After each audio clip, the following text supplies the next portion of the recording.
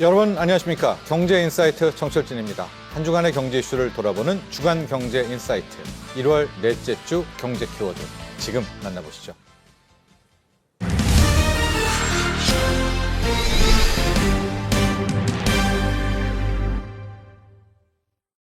5대 초광역권과 3대 특별자치도로 나눠서 국가 균형 발전을 이루겠다는 5극 3특은요, 이재명 정부의 핵심 국정과제 중 하나입니다. 지난 16일 정부가 행정통합 인센티브를 발표하면서 바로 이 5극 3특 전략에 강한 드라이브를 걸었습니다. 앞으로 행정통합 어떻게 이루어지고 어떤 지원이 더 들어가게 될까요? 자세하게 이야기 나눠보도록 하겠습니다. 이인철 참존경제연구소 소장 함께합니다. 안녕하십니까? 네. 자, 이재명 정부 일단 지방주도 성장이라는 것, 그리고 이에 따라서 이제 강력한 또 행정통합 인센티브를 주겠다, 이런 것도 함께 이야기를 나왔는데요. 그 구체적인 핵심 내용의 윤곽이 나왔습니다. 최대 20조 원의 재정 지원도 포함되어 있습니다. 전반적으로 한번 내용 살펴보고 각계격파해보죠. 그렇습니다. 우리 경제가 처한 이제 궁극적인 문제가 뭐냐? 수출의 온기가 지금 이제 국민으로 골고루 퍼지지 않고 있다. 내수로 안 옵니다. 그렇습니다. 그리고 서울과 수도권에 집중돼 있는 이런 성장이 오히려 이제 지방과의 양극화가 점점 심해지고 있다라는 점인데요. 이를 해결하기 위해서 정부가 이제 수도권 1극 체제를 깨기 위해서 광역 중앙정부 간 통합이라는 정말 승부수를 던진 겁니다. 김민석 부총리의 아까 이제 기자간담회를 들으셨습니다만 통합지자체의 자생력을 높이기 위해서 4대 분야에 걸쳐서 파격적인 인센티브를 발표했습니다. 네. 가장 눈에 띄는 거는 재정입니다. 통합특별시 한 곳당 연간 5조 원입니다. 최대 4년 동안 20조 원가량의 대규모 지원이 집중 투입이 되는데요.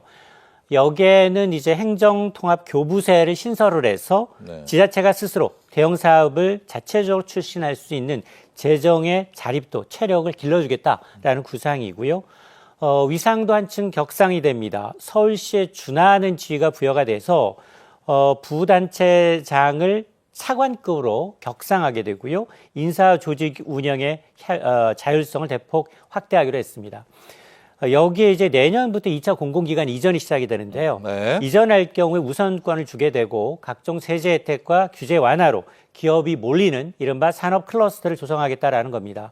말씀하셨던 것처럼 이번 대책은 대한민국을 이른바 5개 광역 경제권과 3개 특별자치도로 재편하는 이른바 5극 3특 전략의 핵심 산업인데, 단순한 이제 통합이 아니라 지방주도 성장으로의 어떤 패러다임의 전환을 꾀하겠다라는 취지입니다. 네.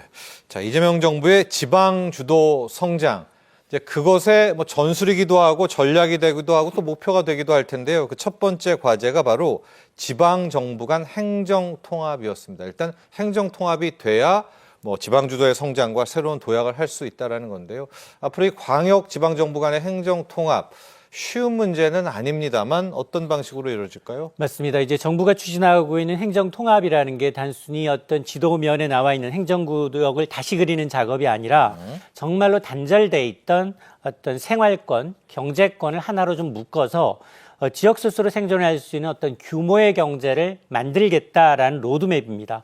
통합이 이루어지게 되면 일단 교통과 산업과 그리고 이제 복지, 안전 인프라를 광역 단위에서 통합해서 이제 설계가 가능해집니다. 중복 투자를 이렇게 되면 줄일 수 있고요. 하나의 경제권 내 공동체로서 수도권에 좀 대응할 수 있는 강력한 산업 클러스터가 구축하게 되는데, 이 통합된 지역에 대해서는 좀 서울에 버금가는 통합특별시로 재탄생하게 되고요. 이에 따른 자율성과 책임이 강화됩니다. 그래서 이 새로운 지방정부의 모델이 만들어지게 되는데, 정부는 이를 통해서 수도권 중심의 성장의 한계를 좀 넘어서 지역이 오히려 대한민국 성장의 새로운 축이 되기를 기대를 하고 있습니다. 네, 자, 그래서 이 행정통합을 위해서 4대 분야에 아주 파격적인 인센티브를 내걸었습니다. 오늘의 저희가 다뤄볼 내용이 바로 이제 인센티브 내용들을 볼 텐데 상당히 파격적입니다. 우선 4대 분야의 내용들 한번 짚어보고 갈까요? 맞습니다. 4대 분야에 걸쳐서 이제 파격적인 이제 인센티브를 제공해서 지방 경제를 활성화하겠다라는 얘기인데요. 첫 번째가 이제 재정의 역할이 한층 더 강화가 됩니다. 통합특별시에는 연간 최대 한 5조 원, 4년 동안 무려 20조 원에 달하는 지원을 하겠다라는 겁니다. 이는 단순히 어떤 보조금 성격이 아니라 지역이 자율적으로 예산을 계획하고 수립하고 집행할 수 있는 재정의 체력을 키우겠다라는 보관이고요. 두 번째가 위상도 한층 강화하게 됩니다. 통합특별시는 서울시에 준하는 권한과 인사의 자율성을 부여받아서 부단체장 수, 직급의 대폭 이제 늘어나게 되고요. 세 번째가 공공기관 이전의 우선권을 갖게 됩니다. 2027년 2차 공공기관 이전에서 통합특별시가 최우선 고려 대상이 될 수 있고 지역 특성에 맞는 국가기관 이관도 추진하겠다라는 겁니다. 마지막으로 이제 산업 활성화라고 할 수 있겠는데요. 이렇게 지방으로 권력이 넘어간다 하더라도 민간 기업이 같이 떠나가지 않는다면 역시 이제 배드타운화 될 수 있습니다. 네, 그렇죠. 그렇기 위해서는 네. 기업 유치를 위해서는 각종 세금을 감면해주고요, 규제를 완화해서 다양한 정책을 통해서 이 통합특별시로 기업하기 좋은 지역으로 탈바꿈시키겠다라는 이제 청사진인데요. 그러다 보니 단순한 결합을 넘어서 스스로 성장하는 지방 시대를 열겠다라는 이제 포부입니다. 네. 4대 인센티브입니다. 첫 번째가 재정 지원, 두 번째가 위상 강화인데 이 둘만 또 보도록 하죠. 위상 강화다. 새롭게 그러면 이제 시장도 뽑아야 되고 그런 거죠? 맞습니다. 어떤 식으로 또 위상은 강화됩니까? 맞습니다. 파격적인 이제 대목을 꼽으라고 하면 이제 그동안 이제 예산이었습니다. 정부가 주로 이 통합특별시당 한 곳에 앞서서 제가 5조 원 그리고 최대 4년 동안 20조 원이라고 했는데 여기에 이제 권한도 또한 서울시에 준하는 정도로 대폭 강화가 됩니다. 부단체장을 4명까지 늘릴 수 있고요. 또 직급도 차관급으로 격상이 됩니다. 여기에 그의 이제 소방본부장, 또 기획조정실장과 같은 핵심 보직의 기능도 1급으로 격상됩니다. 인사권 역시 자율화돼서 지역 특성에 맞는 조직 운영이 가능해지는데 이런 조치는 단순히 덩치를 키우는 것을 넘어서 통합지자체가 독자적인 결정권을 갖고 치안 대응부터 재난 대응 그리고 산업 시책을 주도할 수 있도록 돕겠다는 겁니다. 강력한 권한, 돈, 재정을 동시에 부여해서 실질적인 지방자치의 어떤 롤 모델을 만들어가겠다라는 정부의 구상입니다. 네. 세 번째 인센티브가 이렇게 통합을 하면요. 행정 통합을 하면 이 통합특별시에 대해서 공공기관 이전에 있어서 우선권, 적극 우대를 하겠다라는 건데 자, 이거는 어떻게 좀 진행될까요? 왜냐하면 공공기관 이전이라는 게 또 법도 만들어야 되고 여러 가지 여론이 있을 텐데 인센티브를 또 주는 것도 또 여론들이 많은 의견이 있을 텐데 어떤 방식으로 진행이 될까요? 맞습니다. 네. 2027년부터 2차 이제 공공기관 이전이 본격화될 수 그렇죠. 있는데요. 여기에 이제 통합특별시를 이제 우선권을 대서 우선 고려 대상으로 삼겠다라고 이제 밝히고 있습니다. 일단 지역 특성과 이제 산업 여건을 반영을 해서 적합한 공공기관이 있는지 물색을 하고요. 여기 이전될 수 있도록 여러 가지 이제 규제를 완화하겠다라는 건데요. 가장 큰 기대 효과는 뭐냐? 이렇게 공공기관이 지방으로 이전하게 되면 청년들, 이른바 일자리를 찾아서 서울로 수도권으로 밀집됐던 이 청년 인구의 유출을 방지할 수 있다라는 겁니다. 지방 특화된 산업과 연계된 공공기관이 들어서게 되면 일단 양질의 일자리가 창출될 수밖에 없습니다. 이에 따라서 공공기관을 중심으로 해서 교육이라든가 의료 그리고 교통과 같은 전반적인 생활 인프라가 좀 개선되게 되면 이런 선순환 구조가 만들어질 수 있고요. 이렇게 공공기관이 내려갔을 경우 관련 민간 기업들조차도 함께 불러들이는 시너지 효과를 통해서 지역 경제 체질이 바뀔 수 있다라는 겁니다. 결국 이제 공공기관 이전이라는 건 단순한 조직 이동이 아니라 통합특별시가 자립성과 경쟁력을 갖춘 지역 성장의 어떤 거점으로서 거듭나는 촉매제가 될 것으로 보입니다. 아마 규칙이라든가 법도 좀 바꿔야 되지 않겠습니까? 왜냐하면 이쪽에 좀 특별 대우한다 또 이런 여론도 있을 테니까. 맞습니다. 네. 일단은 이제 이렇게 특별시가 되게 되면 적극적으로 이제 지원하게 되는데요. 특히 통합특별시의 경우는 기업화하기 좋은 창업 이제 도시로 육성하기 위해서 다양한 지원책을 내놓고 있습니다. 우선 입주하는 기업에 대해서는 고용보조금, 여기다 교육훈련 지원금, 여기다 토지 임대료는 감면해 주고요. 지방세를 파격적으로 감면해서 투자의 문턱을 대폭 낮추는 게 포함이 됩니다. 또한 이제 통합특별시 내에는 이제 투자진흥지구가 설립이 되게 되고 문화산업진흥지구가 조성하게 되면 지구별로 통합 특화 산업에 대한 집중 육성이 가능해지고 새로 생기는 특구에는 기회발전 특구 수준의 세제 혜택이 주어집니다. 또 하나 이제 복잡한 인허가 절차를 이제 한꺼번에 해결하는 이른바 일괄 처리 기구가 설치되게 되는데요. 이렇게 되면 행정 속도를 높이고 기업의 성장을 가로막는 규제를 우선적으로 걷어내겠다라는 건데요. 이러한 지원의 목표는 분명합니다. 각종 산업지구를 하나로 묶여서 어떤 규모의 경제를 갖추게 되면 산업 클러스터 조성이 가능해진다는 겁니다. 기업과 이제 투자가 동시에 늘어나서 양질의 일자리가 생기게 되면 다시 지방의 재정이 튼튼해지는 자생적 선순환 구조를 완성하겠다라는 전략입니다. 과거 사례를 좀 보면은요, 대구 경북도 한번 행정통합 이야기가 나왔는데 정말 이제 세부 사항으로 가면 걸림돌이 많거든요. 앞으로 좀 만나게 될 이 행정통합에 있어서 걸림돌 혹은 어떻게 극복해야 될지도 한번 이야기해 주시죠. 맞습니다. 이런 장밋빛 전망에도 불구하고 넘어야 될 사안은 많습니다. 과거에도 비슷한 이제 토론, 많았죠, 행정통합. 정책이 많이 좀 제시가 되긴 했습니다만, 과거 2020년대에도 부울경 메가시티가 이제 추진됐었죠. 당시에는 이제 단체 장관 입장 차이로 무산된 바가 있고요. 또 하나 대구 경북 통합 역시 청사의 위치와 권한 배분 문제로 인해서 멈춰졌던 사례가 있기 때문에 과연 이제 지방행정 통합이라는 게 얼마나 어려운 사안인지를 단적으로 보여주고 있습니다. 가장 큰 걸림돌은 지역의 어떤 기득권입니다. 통합 시 특정 지역에 이제 소외될 것이다라는 우려, 그리고 이제 명칭 순서를 둘러싼 갈등은 지역의 어떤 애착심을 넘어서 통합의 본질을 흐릴 수 있다라는 겁니다. 또 하나가 이제 국세와 지방세 비율이거든요. 현재는 국세와 지방세의 비율 7.5대 2.5인데 7대 3 정도로 지금 조정할 것을 이제 지금 검토를 하고 있는데 이게 어떻게 조정하느냐에 따라서 현실적인 재정 문제도 좀 남아 있습니다. 정부도 이를 너무나 잘 인식하고 있는데요. 김민석 국무부 총리는 지역 전체 이익보다도 작은 기득권을 앞세우는 이들이 통합의 가장 큰 걸림돌이다라고 이제 지적한 바가 있는데요. 결국 내 지역의 이익보다도 우리 전체 생존을 우선하는 결단이 좀 필요합니다. 정부의 파격적인 인센티브가 자칫 소모적인 주도권 싸움에 묻히지 않도록, 그리고 이제 주민과 정치권, 기득권을 내려놓고 좀 더 대화의 장에 나서서 좀 타결점을 좀 모색을 해야겠습니다. 자, 이제 행정통합을 통한 지방균형 발전, 지방주도 성장 이야기도 해봤고요. 이재명 출범 당시부터, 그 전부터 내왔던 국정과제 중 하나가 이제 5극 3특입니다. 여러 번 이야기를 해드렸는데 국민분들이 잘 또 헷갈려 하시는 분들도 계시거든요. 이 5극 3특. 5대 초광역권 그리고 3대 특별자치도입니다. 5극 3특도 한번 설명해 주시고 현재 어느 정도로 좀 추진되어 있다 이런 것도 좀 설명해 주시죠. 맞습니다. 이제 지금 5극 3특이라는 이제 용어가 좀 낯설다라고 하신 분들도 계신데요. 사실은 거의 모든 게 수도권에 지금 집중이 돼 있습니다. 이 수도권 집중을 좀 분산시켜서 지방으로 지금 온기를 좀 확산시키자라는 건데요.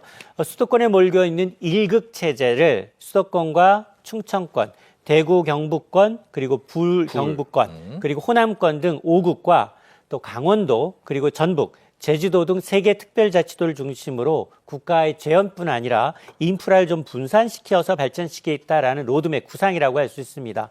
그래서 이런 이는 단순한 어떤 행정구역 개편을 넘어서서 수도권 1극 체제 대응해서 지방의 생존권을 확보하려는 사실상 구조조정에 가까운 용어입니다. 통합이 이루어지게 되면 가장 먼저 이제 규모의 경제가 가능해지는데요. 시도별로 좀 쪼개져 있던 인구뿐만 아니라 산업의 규모를 하나로 묶게 되면 글로벌 경쟁력을 갖춘, 자생력을 갖춘 노동이 있고 소비가 가능한 이런 시장으로 활성화되게 되면 인프라, 철도뿐 아니라 항만과 같은 SOC 건설에서 발생하는 예산 낭비를 좀 줄여서 시너지를 극대화할 수 있습니다. 또 하나가 이제 광역단체의 어떤 자원 배분으로 인해서 교육과 의료 서비스의 질이 획기적으로 좀 향상될 수 있는데요. 파격적인 규제 완화로 대규모 투자가 가능해지고 유치하게 됨으로 해서 결국 이제 수도권 과밀화로 이제 인한 부작용들, 저출산 문제, 주거 문제를 해결하고 국토 전체 효율성을 높이는 결정적 계기가 될 것으로 정부는 기대를 하고 있습니다.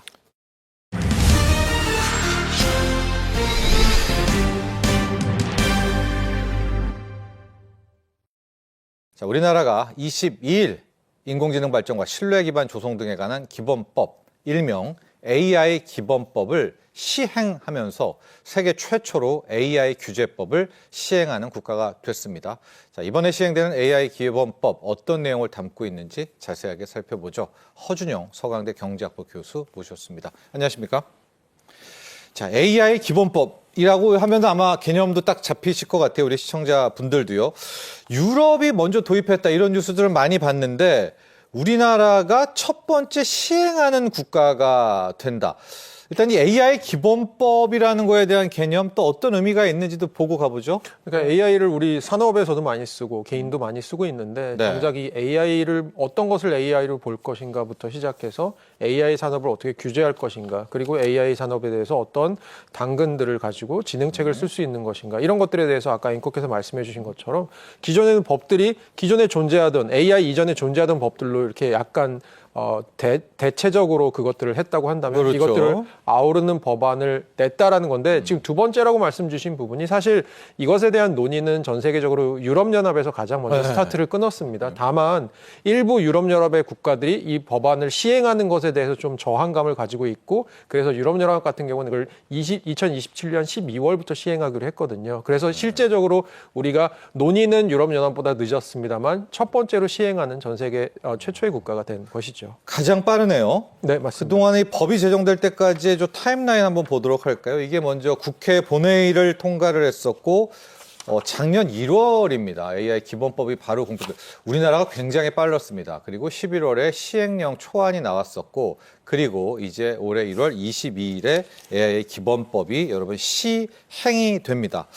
자, 이렇게 되니까 이 일명 AI 기본법, 인공지능 발전과 신뢰 기반 조성에 관한 기본법, 어떤 내용을 담고 있는 건지 좀 많이 궁금하시거든요. 어느 정도 선까지 여기 내용을 담고 있습니까? 그러니까 지금은 구체적인 안들이 나오고 있는 과정이라고 생각하시면 좋을 것 같고요. 첫 번째로는 사실은 AI 관련된 연구 개발, 그리고 학습용 데이터 구축 등의 국내 AI 산업 육성을 위한 법률상 여러 지원 규정이 담겼습니다. 이따 저희가 다시 한번 얘기하겠지만, 유럽의 법원이랑 이번에 우리나라의 법안이 가장 다른 부분 중에 하나는, 유럽의 법안은 규제 쪽에 포커스가 맞춰져 있다고 한다면, 네. 우리나라 법안은 규제보다는 AI 산업의 지능, 어떻게 하면 AI 산업을 좀 더 잘 육성할 수 있을까에 엣지가 가 있다라고 생각을 하시면 될 것 같고요. 다만 규제 부분에 있어서도 AI의 투명성이나 안전성을 어떻게 확보할 수 있는지, 그리고 고영향 AI라는 개념을 규정하거든요. 이게 네. 사람의 생명이나 안전, 기본권에 중대한 영향을 미칠 수 있는 AI 기술 같은 경우에는 이용자들에게 사전 고지를 해야 된다. 그리고 생성형 AI 요즘 많이 쓰는데, 이 생성형 AI로 만든 이미지나 영상에는 워터마크를 꼭 붙여서 이게 AI로 생성된 것이다라는 걸 해야 된다. 아니면 딥페이크 문제 이런 거죠. 네네, 맞습니다. 그리고 마지막으로 또 하나 큰 줄기 중에 하나가 해외 사업자 규제입니다. 해외 사업자가 우리나라 들어와서 이 AI 관련된 산업을 할 때 기존에는 이 해외 사업자에 대한 명시적인 규제 같은 것들이 없었는데요. 이게 규제 형평성을 위해서라도 해외 사업자도 조금 이 규제해야 되는 부분, 여기에 대해서 조금 더 명문화한 부분까지 이따가 자세히 말씀드리도록 하겠습니다. 네. 이번 우리나라의 AI 기본법은 기술 개발할 때 어떻게 해야 된다. 또 이걸 서비스로 활용할 거 아니겠습니까? AI. 이럴 때는 어떻게 해야 되느냐. 인프라 구축에 대한 부분, 그리고 마지막에 이제 신뢰, 그리고 안전, 이렇게 4개 분야를 볼 수가 있을 것 같은데, 기술 분야에서는 어떤 내용을 담고 있는지 첫 번째부터 가볼까요? 네, 기술 개발 분야에서는 한 4가지 정도를 들 수 있을 것 같은데요. 첫 번째로는 AI 학습 데이터에 대한 저작권 불확실성 해소입니다. 사실은 저희 AI 사용하다 보면 어떤 데이터가 누구에게 저작권이 귀속돼 있는지 굉장히 판단하기가 어려운 경우가 있거든요. 아무도 모르는, 네, 아무도 모르죠. 네, 네. 그래서 요거의 구체적인 가이드라인을 사실 작년 말에 발표를 한 바 있습니다. 그래서 어떤 정도까지가 이 저작권에 의해서 보호받을 수 있고, 그리고 이 저작권이 혹시라도 어떤 식으로 합리적으로 보상을 할 수 있는지, 특히 우리나라 같은 경우는 좀 재밌는 부분이 선사용 후 보상입니다. 그래서 저작권이 인정이 됐을 때 우선은 저작권에 상관없이 사용할 수 있게 해주고, 그리고 그러니까 나중에 그 저작권이 인정된 부분에 대해서 보상을 해주는 시스템. 어떻게 보면 저희는 실시간으로 막 저작권 확인하면서 이용하기엔 너무 시간이 많이 걸리잖아요. 그런 것들에 대해서 조금 방지책을 둔 부분이 첫 번째고요. 예. 두 번째로는 공공 저작물 개방 확대 부분입니다. 사실은 공공 저작물이라고 하는 부분 중에 일부는 기존에 뭐 변경 금지된다, 그리고 상업적으로 이거 이용 금지된다, 제한이 많이 있어서 AI에 사용하기 좀 힘든 부분 있었거든요. 그런 부분들에 있어서 이 공공 저작물의 개방도를 좀 높여준다라고 하는 부분이 두 번째이고요. 세 번째로는 그 AI 생성물 권리, 그러니까 AI를 통해서 어떤 저작물이 나왔을 때 이것을 어떻게 권리를 보호해 주는지에 대한 체제를 좀 정비한 부분이 있습니다. 그래서 AI에 대해서 만들어낸 결과물이 저작권 침해인지 아니면 보호 대상인지 아니면 누가 권리를 갖는지 이런 것들에 대해서 정부가 조금 더 명확한 가이드라인을 제시한 부분이 있고요. 마지막으로는 그 최근 들어서 현대자동차에서 피지컬 AI 같은 거 많이 하잖아요. 네. 그리고 그것에 따라서 우리나라 기업들이 이거 AI를 어떻게 제조업 같은 데 갖다 붙일 수 있지 생각 많이 하잖아요. 근데 그럴 때 사실 데이터를 통해서 학습시키는 게 되게 중요한데 우리나라 산업에서 지금 나오고 있는 데이터가 사실 너무 환경이 다른 곳에서 나오는 데이터들이기 때문에 이게 표준화가 안 돼 있습니다. 네. 그래서 이런 것들을 표준화함으로써 향후에 제조업에서 AI를 갖다가 쓸 때 조금 더 데이터 학습 같은 것들을 일원화해서 효율적으로 시킬 수 있는 이런 것들에 대한 방안도 들어가 있습니다. 자, 이렇게 첫 번째 기술 개발 부분 봤고요. AI 기본법에 담긴 이제 두 번째가 서비스 활용에 대한 겁니다. 우리 피지컬 AI 로봇도 이야기했지만 그 로봇 머리 이제 AI 들어가 있으니까 뭐 쓰려면 이거 로봇 서비스잖아요. 네. AI 서비스. 자율주행도요, 여러분. 이게 AI로 가게 됩니다. 교수님. 진짜 서비스 활용 분야도 복잡합니다. 그 자율주행은 우리한테 발등에 떨어진 불 아니겠습니까? 네, 맞습니다. 그래서 이 자율주행을 테스트를 해야 되잖아요. 그렇죠. 테스트를 기존에는 노선 단위로 허가를 내줬습니다. 그래서 여기부터 여기까지 테스트할 수 있는 구간이야라고 해줬는데 요거를 이제 지방자치단체에서 이 실증구역, 이 자율주행을 테스트할 수 있는 구역에 대해서 승인 절차를 좀 간소화해주면서요. 이거를 도시 규모로 확장시키는 겁니다. 예를 들어서 광주면 광주 안에서 이 자율주행 시스템을 좀 운영할 수 있어. 그러면 이게 왜 중요하냐면 제한된 노선 안에서 발생할 수 있는 여러 가지 가능성보다 실제로 그 도시 안에서 발생할 수 있는 여러 가지 가능성들이 있지 않습니까? 네. 그런 것들을 다 학습시킬 수 있도록 좀 규제를 완화해 주는 부분이 있고요. 로봇도 방금 전에 저희 피지컬 AI 얘기를 나눴지만 사실은 피지컬 AI라고 하는 게 굉장히 낯선 분야이기 때문에 최근에 그냥 기계류에 저희가 적용하는 그런 규제들을 그대로 네. 로봇이나 피지컬 AI에 적용하고 있었거든요. 이런 것들을 조금 더 규제를 현실화하면서 AI의 맞춤형 규제 같은 것들로 한다. 그리고 로봇에 대한 안전 인증 평가 항목 같은 것들도 조금 더 통합해서 AI 맞춤형 규제로 간다. 이런 부분들에 있어서는 어떻게 보면 지금 우리가 하고 있는 피지컬 AI에 미치는 영향들도 굉장히 클 거라고 보고 있습니다. 자, 세 번째 AI 기본법의 인프라 부분은 뭐 이거겠죠. AI 데이터 센터입니다. AI 전용 데이터 센터. 전기 먹는 하마라고 하고 뭐 물도 많이 필요하고 뭐 냉각수부터 할 게 되게 많거든요. 그 인프라 구축에 대해서는 또 어떻게 규제를 풀어주나요? 뭐 더 합니까? 이게 제가 이번에 저도 공부를 하면서 놀란 부분이 우리나라에서는 일정 규모 이상의 건축물에는 두 가지 정도의 규제가 들어갑니다. 첫 번째로는 건축비의 0.5에서 0.7%를 미술품에 써야 되고요. 예. 그럼 AI 데이터 센터도 미술품이 있어야 돼요? 이것도 건축물이니까 예. 미술품이 있어야 되는 거고요. 그리고 거실 면적 3,000제곱미터당 엘리베이터 한 대 설치가 의무화되어 있습니다. 그런데 네. 지금 앵커께서 지적해 주셨지만 데이터 센터는 기존에 저희가 알고 있는 건축물이랑 굉장히 다른 게요. 소수의 허락된 직원들만 출입하는 거고요. 주로 전산 장비들로 구성된 곳입니다. 그럼 여기다가 미술품을 똑같이 놔야 되고 여기다가 똑같이 엘리베이터를 구성을 해야 된다는 건 조금 어폐가 있잖아요. 네. 그래서 요것들에 대해서 규제를 좀 완화해서 데이터 센터 맞춤형 규제로 가겠다. 그리고 나아가서 데이터 센터를 구축할 때 인허가 절차도 조금 단축해주고 그리고 지역별로 이 데이터 센터 지을 때 필요한 규제 같은 것들도 조금 완화해서 맞춤형으로 가주겠다. 그리고 결정적으로 지금 전력 얘기도 하셨지만 전력 중요해요. 에너지 사용이나 전력 공급 안정성에 대해서 정부가 굉장히 이제 협력을 많이 하겠다라는 쪽으로 아까 저희가 이번에 AI 기본법 나온 게 규제보다는 육성, 지능 쪽이 많다고 했잖아요. 그 부분과 관련된 부분이 여기 다 들어가 있는 것 같습니다. 또. 자, 그리고 AI 기본법의 마지막 항목이 신뢰 안전입니다. 고영향 AI 기준 정립이라는 것도 눈에 들어오고요. 우리 일반적으로는 그 딥페이크 문제, 이게 큰 사회 문제가 앞으로 될 것 같거든요. 여기에 대한 내용들, 여기는 살짝 좀 규제라든가 이 제한이 담겨 있을 것 같은데요. 네, 맞습니다. 그 규제 쪽에 방점이 가 있는 부분 중에 하나가 말씀해 주신 고영향 AI인데요. 사실 이 고영향 AI라고 하는 것을 어떻게 정의하는지가 조금 아직도 모호한 부분은 있습니다만 지금까지 나온 정부의 안은 다음과 같습니다. 사람의 생명이나 안전을 직접적으로 위협할 수 있는지, 그리고 개인의 권리나 의무에 중대한 영향을 미치는지, 그리고 오작동 시 사회적으로 큰 피해가 발생하는지 네. 이런 것들을 이제 고영향 AI의 기준으로 보고 있습니다. 그러면 대표적인 예가 뭐가 있을까? 그러면 자율주행 시스템 같은 경우도 사고 어떻게 나는 보면 거죠. 사고 나면 네. 큰 문제가 생길 수 있을 것 같고요. 그리고 AI 기반 질병 진단 시스템 같은 것들도 이게 잘못 오진됐을 때 큰 일이 벌어질 수 있을 것 같고요. 또 하나는 저희가 금전적으로 봤을 때 AI 기반으로 신용평가나 대출 심사를 하는 경우도 어떻게 보면 굉장히 큰 경제적인 부분에 영향을 미칠 수 있잖아요. 그런 측면에서 이렇게 고영향 AI라고 하는 분야를 분류하고 그 안에 있는 분야에 대해서는 저희가 AI에 대해서 조금 규제를 하겠다라는 얘기입니다. 책임도 좀 부과하는 것 같아요. 책임과 의무도 함께 좀 주는 그런 내용들도 있습니다.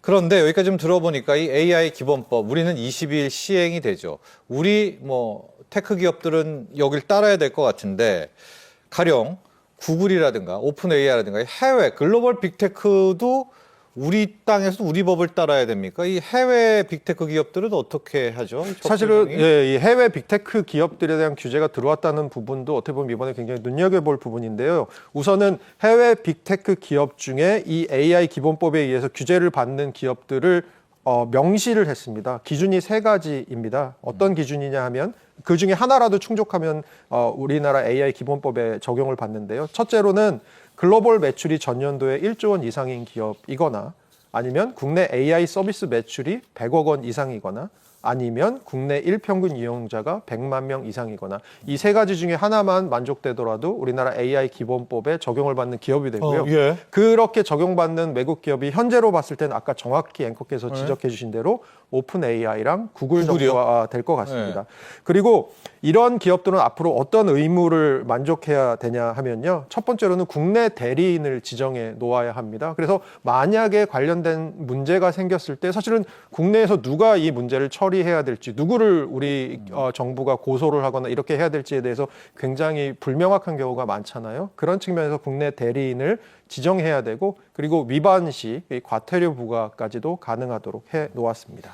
자, 정리해 보도록 하겠습니다. 앞서 저희가 한국, 유럽연합, 미국의 이 관련한 규정법 적용을 이제 비교를 해 봤는데, AI 산업계에서 일하는 분들은 미국 규정을 좋아할 것 같아요. 네, 맞습니다. 예, 그러니까 우리 AI 이번에 기본법 나오면서 우리 스타트업 업계는 조금은 위축될 수도 있다, 이런 의견 나오게 되는데, 여기에 대한 대책, 그리고 앞으로 어떤 점들을 보완해야 될 점 이야기해 주시고 마무리하죠. 네, 아무래도 작은 기업들은 이런 것들에 일일이 대응해야 좀 힘들 신경 많이 쓰이죠. 그래서 우리나라 그 작은 기업들이 좀 이런 것들에 대해서 현실화해달라는 얘기들이 있고요. 아까 잠깐 말씀드렸지만 고영향 AI라고 하는 게 아직 기준이 좀 모호한 부분이 있기 때문에 요거 명확한 기준 앞으로 필요할 것 같습니다. 네, 또 보완법 뭐 할까요? 보완할 점들 몇 개 더 본다면 그런 네. 기준들이요. 네, 그런 기준들을 보면 사실은 전반적으로 이 규제로 인해서 산업이 위축될 수 있는 부분이 있기 때문에 향후에 이것들을 운영해 가면서 규제 강도를 좀 조정해 달라라는 얘기가 있고요. 그리고 어떻게 보면 앞으로 글로벌, 이게 우리나라에서만 규제를 한다고 되는 부분이 아니거든요. 그러니까요. 그래서 글로벌 공조 같은 부분도 네. 필요하지 않을까 보고 있습니다. 네, 차차 또 이렇게 글로벌 공조도 담는 규정 보완이 있으면 좋을 것 같습니다. 자, 지금까지 도움 말씀에 허준영 서강대 경제학부 교수와 함께했습니다. 오늘 감사합니다. 지금까지 1월 넷째 주 주간 경제 인사이트였습니다. 시청자 여러분, 감사합니다.